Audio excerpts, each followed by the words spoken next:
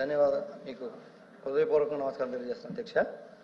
ఇప్పుడు గౌరవ సభ్యులు చెప్పారు. నేను గవర్నర్ గారు కూడా మొదటిగా ఆయన ప్రసంగంలో రైతుల గురించి మాట్లాడడం చాలా సంతోషంగా ఉందని చెప్పారు అధ్యక్ష. కానీ వాళ్ళు ఏదైతే సూపర్ 6 అమలు అని అనౌన్స్ చేసి ఎన్నికల్లో వాగ్దానాలు ఇచ్చి హామీలు ఇచ్చి అధికారంలోకి వచ్చారో అది రైతులకు 20,000 రూపాయలు సంవత్సరానికి వ్యవసాయానికి పెట్టుబడి సాయం కింద ఇస్తామని చెప్పిన అది వాళ్ళు ఈ సంవత్సరంలో అమలు చేయకపోగా మళ్ళీ అది గొప్పగా చెప్పుకుంటున్నారు అధ్యక్ష. రైతుల గురించి మేము మొదటగా ప్రస్తావించామని అది 20,000 రూపాయలు రైతులు ఎదురు చూస్తా ఉన్నారు అధ్యక్ష. ఒక్కరు కూడా రాష్ట్రంలో ఏ రైతుకి 20,000 రూపాయలు ఇచ్చినా దాఖలాలు లేవు అధ్యక్ష. మేడం అదేవిధంగా ప్లీజ్ ఇప్పుడే చెప్పారు కదా మంత్రి గారు మీరే సభను కామెంట్ చేసి మీరు డిస్టర్బ్ చేస్తే ఇది సభను ఎలా నడుపుతారండి?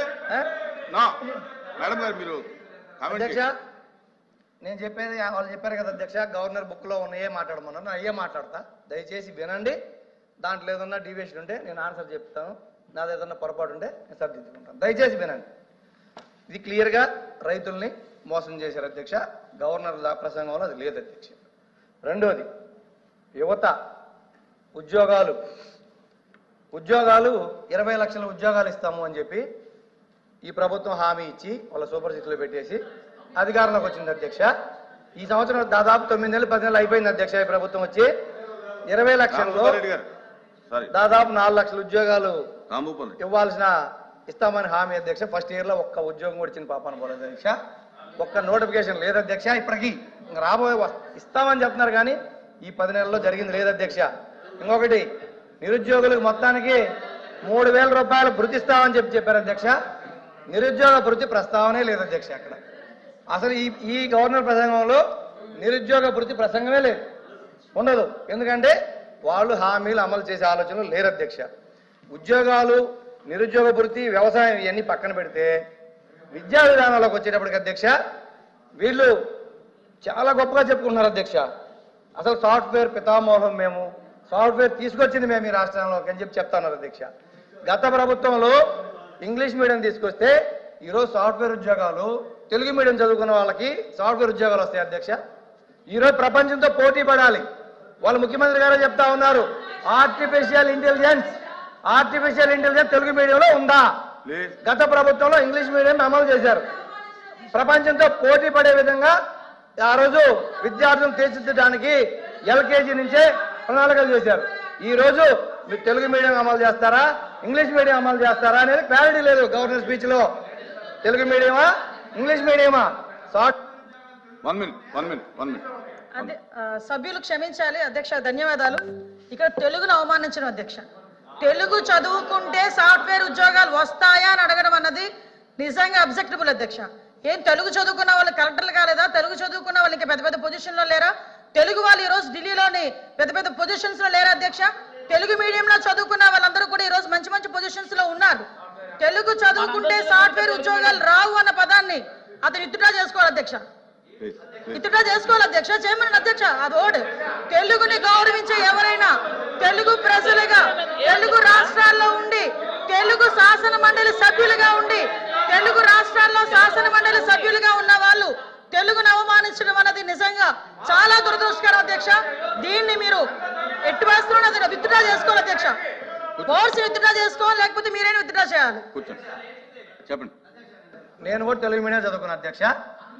అరే మీరు మా వినండమ్మా, మీరు మధ్యలో ఇంటర్ఫీర్ అవ్వద్దు దయచేసి అధ్యక్ష. మీరు ఇంటర్ఫీర్ అవుతుందని చెప్పండి, మొత్తం అయిపోయినాక మాట్లాడమని చెప్పండి. ఇంటర్ఫీర్ అవుతుందని చెప్పండి. మీరు పూర్తిగా మా భావం చెప్పకుండా, మా అభిప్రాయం చెప్పకుండా మాట్లాడతారు అధ్యక్ష. నేను చెప్పింది వినాలి కదా అధ్యక్ష. నేను చెప్పింది అధ్యక్ష, మా ప్రభుత్వ విధానం చిన్నప్పటి నుంచి కూడా ఇంగ్లీష్ మీడియంలోకి తీసుకొస్తే తెలుగు 100% సబ్జెక్ట్ ఉండాలనేది మా విధానం అని చెప్తున్నా. పూర్తిగా వినకుండా మధ్యలో ఇంటర్ఫీర్ అయిపోయి ఎక్కడెక్కడ దూరపడి డిబేట్ చేయొద్దు అధ్యక్ష. మా అభిప్రాయం అధ్యక్ష మా అభిప్రాయం పూర్తిగా విన్న తర్వాత మాత్రమే వాళ్ళు ఇంటర్ఫీర్ అవ్వమని చెప్పండి దయచేసి. మధ్యలో డిబేట్ చేస్తున్నారు. నేను అధ్యక్ష డిబేట్ అధ్యక్ష. తెలుగు భాష, తెలుగు నేల మీద పుట్టారు, తెలుగును అవమానపరిచారు అధ్యక్ష. విత్ ఆ వర్డ్స్ మీరు రికార్డ్స్ తొలగించారు అధ్యక్ష, రికార్డ్స్ తొలగించారు అధ్యక్ష. అధ్యక్ష అధ్యక్ష తెలుగు భాష నగరం రికార్డ్స్ తొలగించారు అధ్యక్ష. నేను వ్యక్తిగతంగా కామెంట్ చేయలేదు. మీరు అబ్జెక్ట్ చేశారు. ఆయన ఏం చెప్పాడంటే మా ఉద్దేశం అది కాదని చెప్పాడు అధ్యక్ష. తెలుగు భాష చదివితే మాట్లాడే అధ్యక్ష. మాతృభాషని జన్మభూమిని అవమానపరుస్తారు అధ్యక్ష. రికార్డు నుంచి తొలగించాను అధ్యక్ష. నేను వాళ్ళ పార్టీలు కానీ వాళ్ళ వ్యక్తిగతంగా మాట్లాడే అధ్యక్ష. తెలుగు భాష మీరు ఇక్కడ ఉన్న వాళ్ళందరూ కూడా అందరూ తెలుగు భాష ఉన్న వాళ్ళమే. తెలుగు భాషను మాత్రం వాళ్ళు మాట్లాడటం కరెక్ట్ కదా అధ్యక్ష. భాషని వాళ్ళు కామెంట్ చేసి రికార్డు నుంచి తొలగించారు అధ్యక్ష. కూర్చోండి. నేను చెప్పింది మా విధానం గత ప్రభుత్వంలో ఇంగ్లీష్ మీడియంలో ప్రపంచంతో పోటీ పడే విధంగా విద్యార్థులను తీర్చిదిద్దాలనే తెలుగు, ఇంగ్లీష్, హిందీ అన్ని సబ్జెక్టులని బ్యాలెన్స్ చేసుకుంటూ మేము పోవాలని మా విధానం అధ్యక్ష. ఇప్పుడు మీ విధానం ఏందనేది దీంట్లో పెట్టలేదని అడుగుతున్నాం అధ్యక్ష. అంతేగాని మేము తెలుగు మీడియమే, మేము తెలుగే మాట్లాడతాం, మాకు ఇంగ్లీష్ రాదు, మాకు హిందీ రాదు. నేను ఈ సభాముఖంగా ఒప్పుకోను. నేను తెలుగే మాట్లాడతా, నేను తెలుగే చదువుతా, తెలుగు బుక్కే చదివే నేను మాట్లాడుతున్నా. దయచేసి ఒక్క నిమిషం మేడం, మీరు వినండి మేడం, ప్లీజ్ ప్లీజ్ ప్లీజ్. అధ్యక్ష దయచేసి మీరు మాకు చెప్పారు ఇంటర్ఫేర్ చేయవద్దని పూర్తిగా విన్న తర్వాత మాట్లాడమనండి. అది కాకుండా అధ్యక్ష ఉచిత గ్యాస్ మహిళలకి ఇబ్బందులు పడుతున్నారని 3 సిలిండర్లు ఇస్తాం సంవత్సరానికి అని చెప్పారు అధ్యక్ష. కానీ ఈ 10 నెలల్లో ఇచ్చింది ఒకే ఒక సిలిండర్ అధ్యక్ష. అది కూడా టెక్నికల్ రీజన్స్ తో కొన్ని పెండింగ్ ఉన్నాయి అధ్యక్ష. అది కూడా దీంట్లో ప్రస్తావన లేదు అధ్యక్ష. మహిళలకి ఉచిత ప్రయాణం ఇస్తామని చెప్పారు అధ్యక్ష. అది ఎన్నికల హామీల్లో ఏ సంవత్సరం నుంచి ఇస్తాము, ఏ సంవత్సరం నుంచి లాస్ట్ 1 year ఇస్తామా, ముందు ఇస్తామని చెప్పలేదు అధ్యక్ష. దయచేసి ఆ ప్రస్తావన కూడా దీంట్లో లేదు అధ్యక్ష. అదేవిధంగా తల్లికి వందనం ఎంత మంది ఉంటే కుటుంబంలో అంతమందికి పిల్లలకి ఇస్తామని చెప్పి ఎన్నికల హామీ అధ్యక్ష. అది కూడా దీంట్లో లేదు, గవర్నర్ ప్రసంగంలో లేదు. ఇంకోటి అధ్యక్ష ఈ బుక్ లో ప్రస్తావన లేదని చెప్తున్నా అధ్యక్ష, మేము అనట్లేదు అధ్యక్ష. అదేవిధంగా మహిళలకు 19 సంవత్సరాల నుంచి 50 సంవత్సరాలు నిండిన వాళ్లకు నెలకి 1500 లెక్కన సంవత్సరానికి 18,000 ఇస్తామని చెప్పి ఎన్నికల హామీలు ఇచ్చారు అధ్యక్ష. దాంట్లో దీనిలో వచ్చేసరికి ఇప్పుడు ఈ సంవత్సరం 10 నెలలు అయిపోయింది అధ్యక్ష. రాబోయే నెలలు ఇస్తారా లేదనేది కూడా దీంట్లో క్లారిటీ లేదు అధ్యక్ష. అదే కాకుండా ఒకే ఒకటి అధ్యక్ష చేసింది, మేము విమర్శించడానికి కాదు, దీంట్లో ఏముంది దీంట్లో ఏం లేదో చెప్తున్నాం. 3,000 రూపాయల పెన్షన్ 4,000 రూపాయలు చేశారు అధ్యక్ష. కానీ ఆ పెన్షన్లు మళ్ళీ కోత పెట్టేదానికే ఆలోచనలు జరుగుతా ఉన్నాయి అధ్యక్ష. అది కూడా దీంట్లో లేదు అధ్యక్ష. కోతలు ఎలా పెడతారనేది దీంట్లో లేదు అధ్యక్ష. అది ఒక్కటి మాత్రం పెంచామని చెప్తారు, అది ఒకటి ఉంది అధ్యక్ష. ఇదే విధంగా ఇండస్ట్రీస్ విషయానికి వచ్చేటప్పటికి ఇండస్ట్రీస్ గతంలో వీళ్ళు చెప్తా ఉన్నారు ఆర్థిక వ్యవస్థను అటు చేశారని దీంట్లో అధ్యక్ష.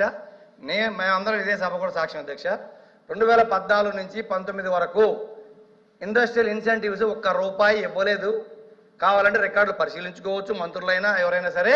2019-24 మధ్య కాలంలో రాష్ట్రంలో కోవిడ్ వచ్చి స్మాల్ స్కేల్ ఇండస్ట్రీస్ అన్ని మూతపడే పరిస్థితులు వచ్చినప్పుడు జగన్మోహన్ రెడ్డి గారు గత ప్రభుత్వం 5 సంవత్సరాలు 2020-21 సంవత్సరాలు 7 సంవత్సరాలు కలిపి 2 విడతల్లో స్మాల్ స్కేల్ ఇండస్ట్రీస్ కి ఇన్సెంటివ్స్ ఇచ్చి ఈ రాష్ట్రంలో ఇండస్ట్రీస్ ని స్మాల్ స్కేల్ ఇండస్ట్రీ కాపాడిన ఘనత గత ప్రభుత్వం అధ్యక్ష. అది ఆర్థిక విధ్వంసం అని అడుగుతున్నాం అధ్యక్ష. నేను మేడం అధ్యక్ష ప్లీజ్, ఎందుకంటే మా అభిప్రాయం చెప్పని మమ్మల్ని ఆపమన్నారు, రన్నింగ్ కామెంట్ వద్దన్నారు. వాళ్ళు వినమనండి, తర్వాత మాట్లాడమనండి, మేము వద్దనట్లేదు. దయచేసి అబద్ధం అయితే రికార్డు వెరిఫై చేసుకోండి. నేను సమాధానం చెప్తా, రికార్డు వెరిఫై చేసుకోండి. అదేవిధంగా అధ్యక్ష పెద్ద భారీ పరిశ్రమలు కూడా సెంచరీ ప్లైవుడ్ కడప జిల్లాలో వస్తే ఈ రోజు 2,500 రూపాయలు ఉన్న జామాయిల్ రేటు ఈ రోజు 10,000కి వచ్చింది అధ్యక్ష. ఈ రోజు రైతులు ఏదో మెట్ట ప్రాంతాల్లో ఉండే రైతులు జామాయిల్ రేటు 4 రెట్లు పెరిగితే ఆనందపడుతున్నారు అధ్యక్ష. దానికి కారణం భారీ పరిశ్రమలు, సెంచరీ కానీ గ్రీన్ ప్లే కానీ అన్ని కూడా భారీ పరిశ్రమలు వచ్చినాయి అధ్యక్ష. అదే అధ్యక్ష దానికి నిదర్శనం. మూడవది అధ్యక్ష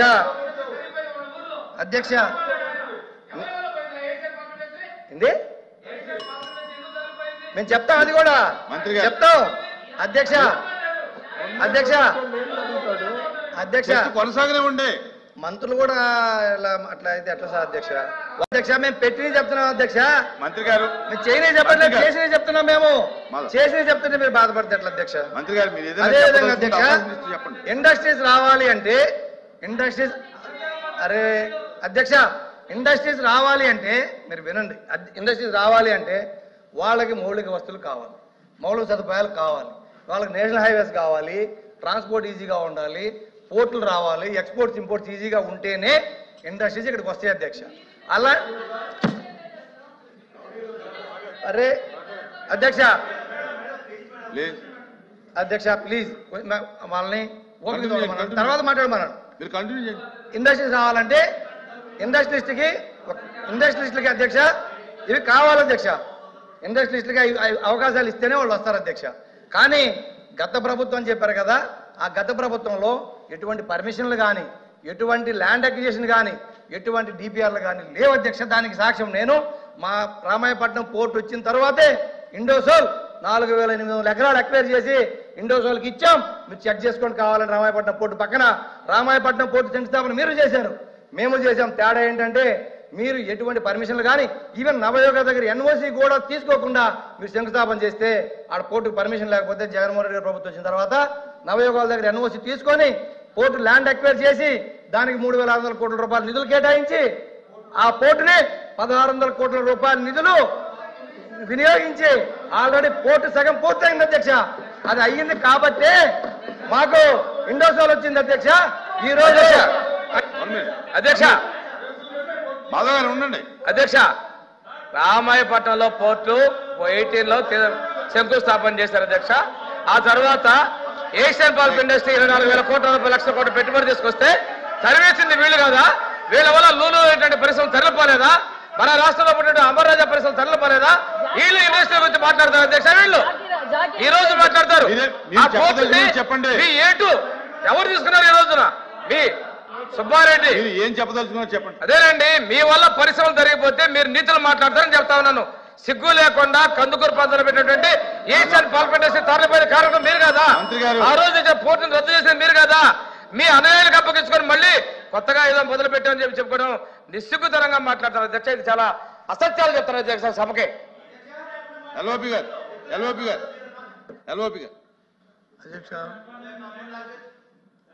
అధ్యక్ష